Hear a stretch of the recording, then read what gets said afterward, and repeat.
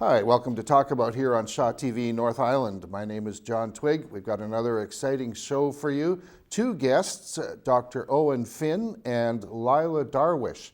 They're involved with fracking and LNG, and they're here in Campbell River to speak tonight as we're taping at Timberline. And Eoin, you're also running off to one of the social clubs in town. Rotary Club. Rotary yes. Club. So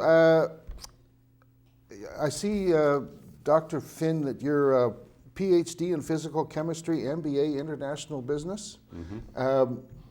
Do you know the history of fracking in BC? Yes, I do. And what is it? Oh, it's been going on for nigh on 50 years, mostly in the northeast of BC, where the shale formations, there's two big ones, the Montney and the Horn River, and Horn Lake, rather. And we have been fracking up there for almost 50 years, 25,000 wells. Some of the gas goes to fuel the extraction of tar sands, and the rest of it comes down here to be used in our heating our homes and cooking our food. Yeah. Well, I congratulate you for that, because not many people realize BC has been doing it for so long, and until recently, really, not many problems. Why is that? Well, most of the gas that has been supplied so far is what's called conventional, which is it's a byproduct of drilling for oil. So it comes out as a byproduct, and for a long time, a lot of it was flared just to not release methane into the atmosphere. It's very bad. But lately, those conventional sources are drying up pretty quickly. It's about half and half currently. But it's expected over the next 20 or 25 years to be mainly fracked gas, whereas before it popped out of the ground, now we have to force it through fracking. Yeah. So the combination of vertical drilling and then the horizontal drilling around a common fracking platform has revolutionized oil extraction, but it's also had the knock-on effect in the gas industry. So we have potentially, it's not proven, but it's likely, a very large source of gas from those two fields. And there's another one in the Liard area which is being explored. Yeah. Now, we've had some problems in Alberta. We had Andrew Nikiforuk on the show earlier, I guess about a year ago now, and he was telling us some of the problems in Alberta. But we haven't had those kinds of problems here yet. Is that just because of the depth?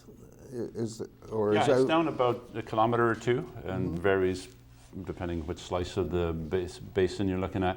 But it's fairly deep relative to other sources of fracking in the Bakken Shale and other places, particularly in the Newfound in New York, Pennsylvania, Virginia.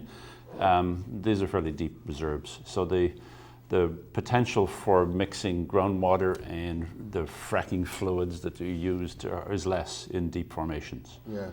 But that Pennsylvania stuff is very shallow, I think. It is. Yeah, and they shouldn't be fracking there. But well, they're fracking moratoria and bans in New York, for one, who has said, not in our state, you're not going to frack. Quebec, too, I think, didn't they? Quebec, Newfoundland, Nova Scotia, New Brunswick, Scotland, Wales. You go down into America, even Denton, Texas, which is where they kind of started fracking. They just got a ban in Denton, because they were seeing the impacts in terms of their water and things like that, and saying, is it worth the price? And I would say in BC versus Alberta, being from Alberta, we're hearing, I think maybe folks are hearing a little bit more about the problems in Alberta because you're also closer to, I think, communities than up in northern BC. Also, there's way more wells. Yeah, but in northeastern BC, people are starting to say there are concerns, and folks in Treaty 8 have been talking about impacts to the water, the amount of water that's being used for the fracking. Yes. In 2012, I think it was something like 7 billion liters of water that was used to frack the wells up there. People are worried about how much water is being used because it's different than how it was with conventional. Yeah. And they're also worried about where is the produced water going and things like that. So I think BC is not without its problems. It's just not getting the same amount of airtime as I think other places are. And it's farther away from the folks down in Vancouver and Victoria. It's up in that northeastern corner. Well, I got an inkling that there is a supply problem for water up north when there was a story came out that one of the oil and gas exploration companies is buying sewage water from Dawson Creek Right. and processing it to get the water out so they can use it. Yeah. So that says that there's an issue There with is. the supply issue. Yeah, and I think it was a bunch of years ago, they actually said they were pulling water out of the river and there was a drought, and they told the farmers they couldn't pull water to Yeah. like water their fields, Yeah. but they said the fracking companies could, and that made a lot of people angry in the Peace because it's a big farming region. Yeah. So a lot of the companies now have been going after the groundwater Yeah. and trying to map out and find whatever sources they can and. Yeah.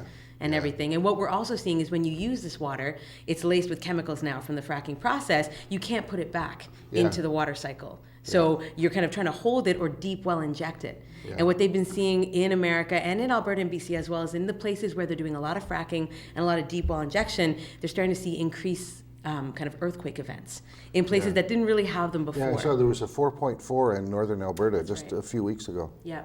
And places like in Oklahoma, which was never really known for its earthquakes, has actually surpassed California. Yeah. Right? And they're not massive earthquakes, but they're shallow earthquakes, and kind of people really feel them. So, Yeah.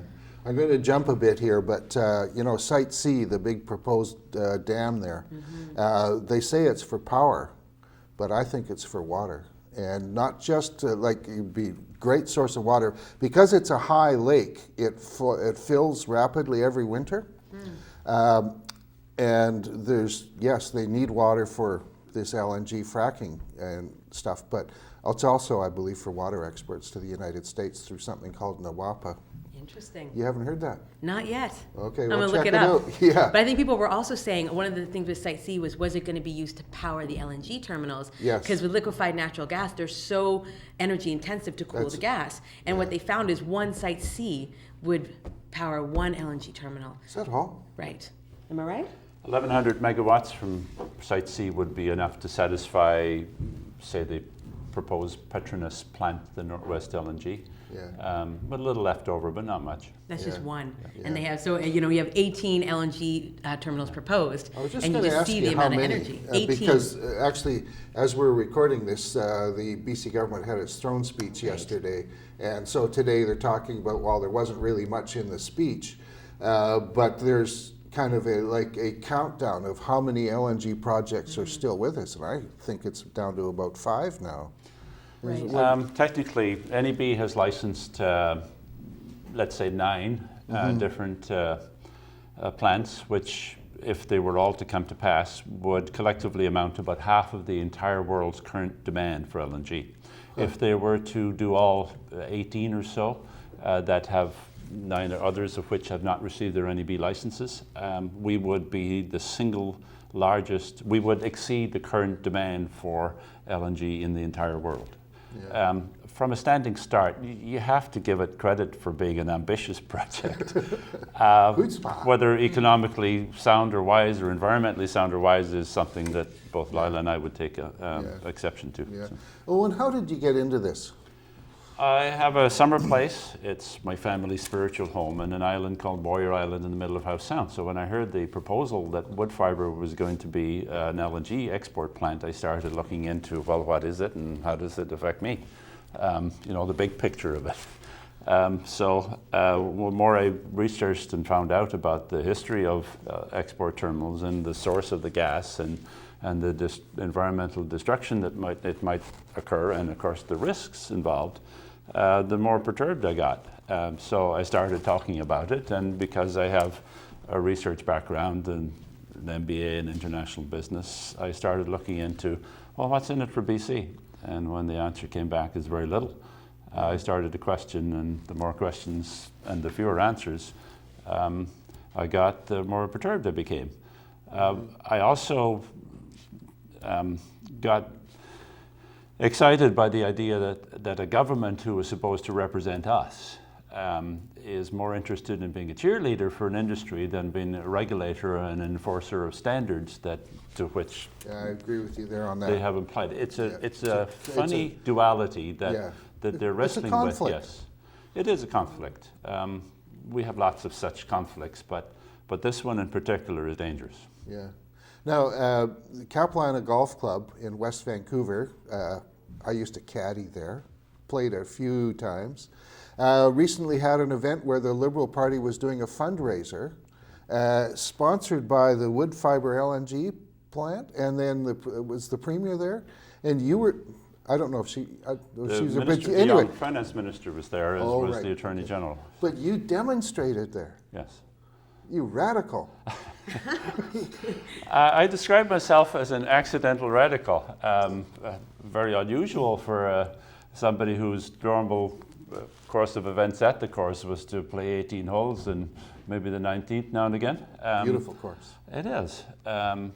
So to find myself out there in the pouring rain, protesting at the close proximity of government and a proponent with a proposal in front of government that will be decided within weeks of now, and then having the finance minister there 2 weeks ahead of presenting a budget which will set the tone for taxation and other regulations on that LNG proposal, I found to be odd, weird, wrong. There's a subtle but definable difference between legitimate fundraising, political fundraising, and influence peddling. And I thought that stepped over that line, or I certainly trotted up pretty close to it. Yeah. Lila, how did you get into this? I think a bunch of different ways. I work for the Council of Canadians at the moment. And the Council has always taken a pretty strong stance in terms of protecting water. And we're also one of the groups that across Canada has been trying to kind of educate folks about fracking and kind of what's going on and working with communities on that. And so you can't really talk about fracking in BC if you're not talking about LNG, right? So that's kind of what got me into dealing with LNG. And when I started my job, there wasn't a lot of folks in the South, and I mean, I call it Southern BC, talking about LNG, except for the government and the industry. And up in Northern BC, a lot of people were talking about it because they're dealing with all the LNG terminals up in Kitimat and Prince Rupert and the pipelines. Yeah. And so there was an awareness up there, and a lot of people we were talking to up north were saying, you got to educate people down south. And then as I started working for council, then all of a sudden all these LNG terminals started popping up down south, and it made my job a lot easier. Yeah. So are you not based in Vancouver? We're based in Vancouver. Okay. Right, and we have chapters all over the province. Yeah. And so we have a chapter in Campbell River, and there's an LNG terminal that's been proposed here. Yeah, I've been right? holding that one back. Yeah, so there is one proposed here. And then also we have a chapter in Delta, and there's an LNG terminal that's proposed there. We're right next to Squamish. And so I think there's just a lot of awareness that needs to be raised, because again, you have the government saying all these things about LNG and pushing it so hard, but not kind of telling the full story. Yeah. And even going after kids and doing that too, like linking up with Science World, inviting children to LNG summits, and really trying to push that this is BC's future, when you actually look at it, there's environmental concerns, there's social concerns, the jobs doesn't really pan out. And so there's all these things where we have to hold our government accountable. Yeah. The NDP policy on fracking is to have a study. And frankly, I think that's fair, because the history, as we've just discussed, hasn't been a disaster yet. But if it was to explode, literally and figuratively, I guess, well then, there are issues. And that is something that, with the amount of LNG terminals they want to plan or they want to build, if we go that way, the amount of fracking that's going to happen in northeastern BC, a lot of people argue it's already at that kind of unsustainable in terms of water impacts and air and all that to the people there. It's already too much. And if we go ahead with our LNG plants, that's going to up it exponentially. So I think that's a huge concern. And then I think the really important thing is for folks down here, whether it's Campbell River or Vancouver or where you are on the island, is actually looking at, it's not just about the fracking. There's impacts with LNG. There's safety issues with the tankers. There's issues to the marine environment when you have these giant plants. And there's also air quality issues. Well, actually, if an LNG ship was to have an incident, it would just release the gas. So they say, but that's actually not the full story. Yeah? No. After 9/11 tragedy, the US government was very worried about LNG tankers being a target for terrorists. In fact, they rated it much higher than they did either the Pentagon or the Twin Towers. Particularly the LNG import facility in Boston Harbor. And so they did a study by the Sandia National Laboratories, which said what would happen if you put a hole in the side of one of these tankers. And they came out said that methane gas is lighter than air, but as the liquefied form is minus 160, it forms this low fog by combining with water and is actually heavier than air. So what it does is settle as a low fog, and wherever the wind drifts it, it goes. And basically Sandy has said, these things, each of them carrying enough thermal power to equate to roughly 70 Hiroshima-sized atom bombs, would decimate a population close by if that fog hit a spark of any kind, of cigarette, stove, misfunctioning light, and would ignite in a fireball of 1,000 degrees Fahrenheit and would burn a lot of people and a lot of property within. So they recommended that all tankers and LNG plants have exclusion zones around them, basically about 1.6 kilometers or a mile on either side of this tanker. So when I read that, and knowing that these tankers would come within a mile of where I live, and when the West Van Council and the Bowen Council and the Lions Bay Council and the Squamish Council eventually, and Gibson's and the Sunshine Coast Regional District all realized this, they said, well, I think this is going far too fast for our liking, and don't have enough public input, and the government, as the chief cheerleader, is not telling the public the full truth about the cost of this. Or the potential risks. So all of those municipalities in Howe Sound have come out against LNG now? They have come out asking for either greater participation or much stronger letters saying, look, we don't want LNG tankers. Yeah. That follows on the heels of a UBCM, the Union of BC Municipalities, who passed a resolution in 2008 when there was an LNG facility proposed for Texada Island. Passed a resolution saying we want to ban tankers in Haro Strait, Georgia Strait, Strait of Juan de Fuca, Malaspina Strait. They're bad news, and they unanimously passed that in 2008. So that ban is still in effect, and was amplified by these. UBCM as kind of a job-owning group. The legislative strength is not there. But at about the same time in 2008, there was a similar effort to put an LNG facility in Maine, in Passamaquoddy Bay, which borders on New Brunswick. And the Canadian government came out against LNG tankers passing anywhere close to the New Brunswick coast. And were very firm about it. Prime Minister Stephen Harper is quoted in Hansard as saying, we don't want these dangerous LNG tankers anywhere near our waters. You cannot come in through Passamaquoddy Bay through Canadian waters. And that ended that proposal. Well, times change. They do. We would hope that there would be no different rules applied on the West Coast than on the East Coast, but apparently not. Yeah. All right, well, let's talk about Discovery LNG, Quicksilver, the proposal here in Campbell River. What do you think of it? I don't think it's a great idea. Why not? For some of the reasons we already talked about, in terms of the safety issues, in terms of the marine impacts from an LNG terminal and tankers. These tankers are some of the biggest tankers in the world. They're about 3 football fields long. And I think, again, what Eoin was just saying in terms of what happens if there's an accident. And there hasn't been a disaster yet with LNG tankers, but you don't want to be the first community. Yeah. And when the government is pushing so fast to get this to happen, they're not doing their due diligence. They're not undertaking any studies, really. The province you're talking about. Yes. Yeah. And I would say probably federally as well, but there isn't the kind of the necessary information. I think also they're trying to sell it to people based on jobs. And those jobs are not really there in the way that they're saying. Yeah. So I think there's a lot of reasons not to do it. I don't think it's needed either. But I've got a question of, why here? Right. First of all, to get the gas to the island is going to be very difficult. The little line that we have, I guess it was built about 20 years ago now, maybe 25 or so. 1989. 1989.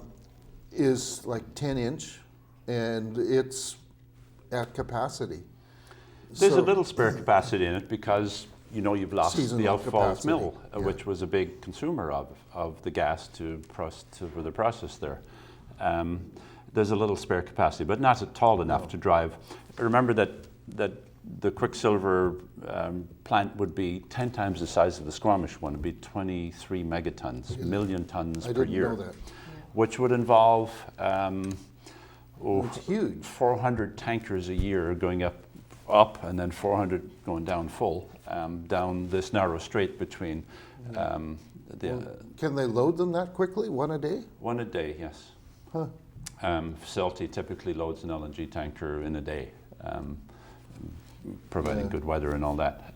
But still, like, why here? Why not, if the gas is coming somehow from the mainland, why not put the terminal over there? What's here for them, other than a vacant pulp mill site? Vacant pulp mill site with existing gas line and right-of-way, power to power, because they will need power other than the power they would generally, for that size, burn 10% of their gas to generate via gas turbine the amount of power to power their liquefaction facility. That's going to generate, for 23 million tons, it's going to generate about 6 million tons per annum of carbon dioxide from that one proposed plant alone. That would cause Campbell River to totally blow its objective of reducing GHGs by 30% in 5 years' time. So, and so on. The really critical bit, we found out in wood fiber, is they're proposing to use seawater to cool the plant. And they're going to discharge hot chlorinated water at the rate of 17,000 tons an hour into Howe Sound, and suck in the equivalent amount of water to blow through their plant. You don't just suck in water, you suck in all the exiting salmon smelts who are milling around there trying to accommodate back to a marine environment. That's a pretty big intake. It's huge. It results in dead areas. California has 21 oceanside power plants. They have 4 years ago banned the use of seawater cooling for these power plants. It's no different here, but we have no such regulations. Yeah, desal plants are a problem too, because they create dead zones as well. Right.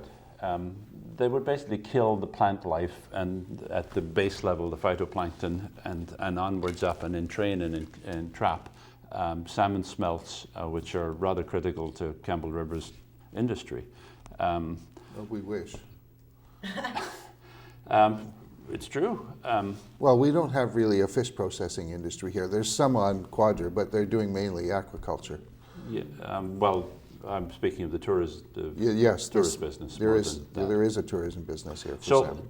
the marine effects, the air effects, the safety effects, particularly that narrow passage that you see cruise ships go up and down between here and the island, would be the scene of LNG tankers. I wouldn't feel, and I'm sure people here wouldn't feel comfortable knowing that there's not a mile on either side of that passage to allow that if it whacks something, a ferry or whatever, that you'd be safe on land. You wouldn't be.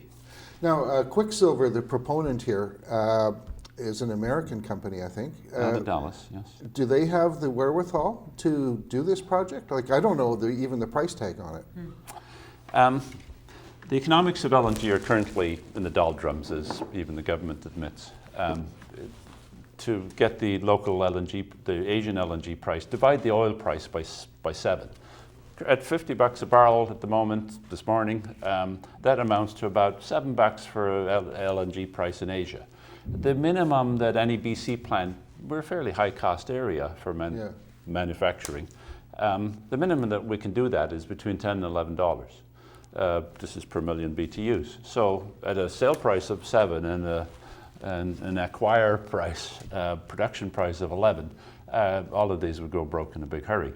Quicksilver was delisted on January 9th from the New York Stock Exchange because their stock value had fallen below $1 and it stayed there for 5 weeks.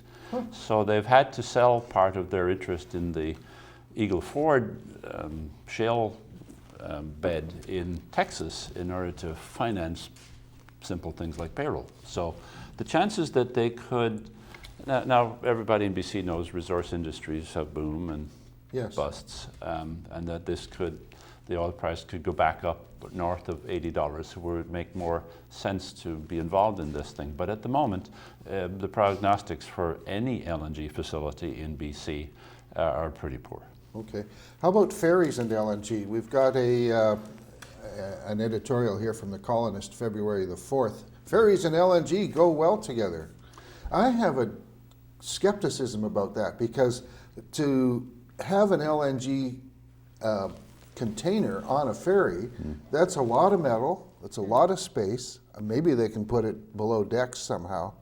But do you have any insights on that? Well, first of all, you'd have to truck it from an LNG plant, probably by truck, to the LNG ferry terminals, Nanaimo, obviously, Departure Bay, Horseshoe Bay, and Tawasin, the three major ferry terminals.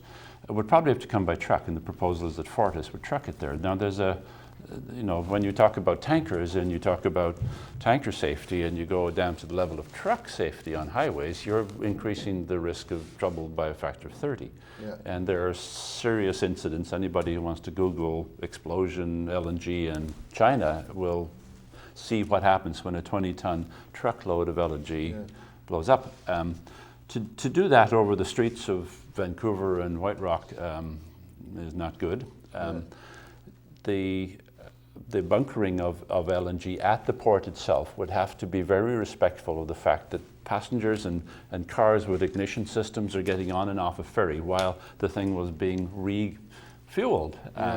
And if anything were to go untowardly wrong during the refueling, as happened recently with Baltic ferries in Sweden, that they've had to reconsider their LNG strategy there because they had to ban LNG refueling while cars were either coming on board or getting off.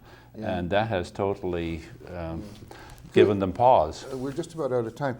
Could a ferry use natural gas without the liquefied version of it? Yes, compressed natural gas. As if you go to Delhi in India, every single vehicle that goes in and out of that city has to use compressed natural gas, not gasoline.